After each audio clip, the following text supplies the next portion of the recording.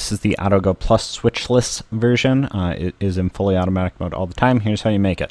You're going to need wire strippers, wire cutters, a Phillips screwdriver, a Y0-bit screwdriver, soldering iron, solder, clear tape, and a pair of helping hands. First, take the battery cover off and remove the battery using your Phillips screwdriver. Underneath that battery, you'll find two Y0-bit screws, as well as one on the tip. Take those out with your Y0-bit screwdriver. Now that you've got those screws out, you can take apart the case. There are two pieces, the black plastic piece and the white plastic piece, the board, and several pieces of silicone weather stripping. You're going to want to remember how all these things fit together because you're going to do it backwards later. Here's the board. You're going to first take a 250C soldering iron and desolder the white cable from the board.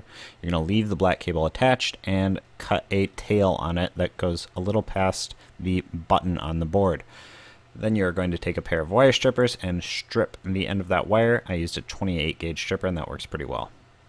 Now you're going to take that same iron and tin the tip of this tail we just made. The important thing here is that you're heating the wire and then melting the solder to it rather than the solder to the soldering gun. You're going to position your wire so that the tip is touching the upper left corner of the button. You can see a silver contact there, and tape it down and then use a pair of tweezers to kind of reposition it to get it closer. Now we're going to solder our main connection. It's very important that you touch the iron to our metal pieces and heat them up, and then touch the solder to the pieces, not the iron.